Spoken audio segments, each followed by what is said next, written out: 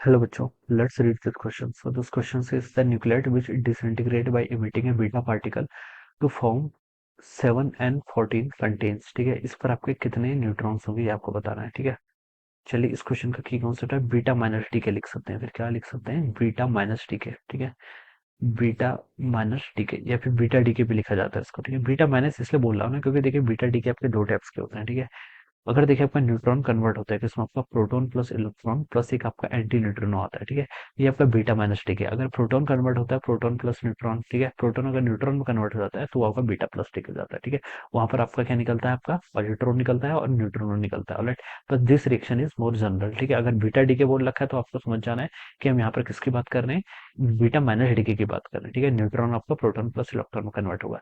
इसकी general equation देखिए ऐसे होती है। मान लीजिए कोई न्यूक्लियस है जिसका एटॉमिक सिंबल एक्स है। ठीक है, और इसका प्रोटॉन्स नंबर जेड है और मास नंबर क्या है? एक इक्वल है। ठीक है, अभी डीके हो गया। ठीक है, अब ये अगर बीटा डीके करेगा तो देखिए न्यूट्रॉन किस में कन्वर्ट हो रहा है? प्रोटॉन में।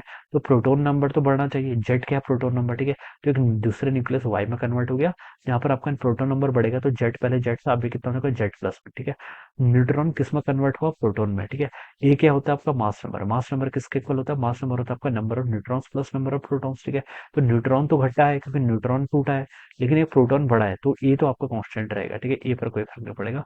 प्लस आपका क्या निकलेगा? आपका इलेक्ट्रॉन जिसको हम -1 ई और जीरो से भी रिप्रेजेंट कर लेते हैं। ठीक है, प्लस आपका एक एंटी न्यूट्रॉन निकल जाएगा। तो ये रिएक्शन होती है। ठीक है, अब हमसे बोल रखा है न्यूक्लाइड विच डिसइंटीग्रेट बाय एमिटिंग ए बीटा पार्टिकल को डिसइंटीग्रेट टू फॉर्म। आपका फाइनली फॉर्म ये हुआ है जो कि आपको क्वेश्चन गिवन कर रखा है कितना? 14n7। ठीक है, 14n7 फॉर्म क्या है?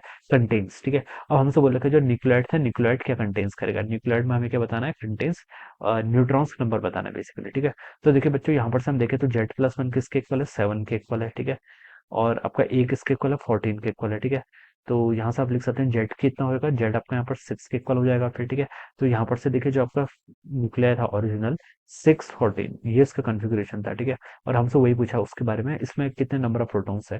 तो नंबर ऑफ प्रोटॉन्स तो बच्चों 6 है।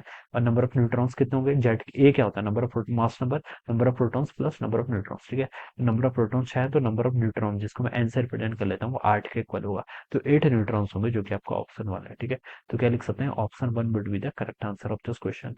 So I hope you all understood this concept. All the best and thank you so much.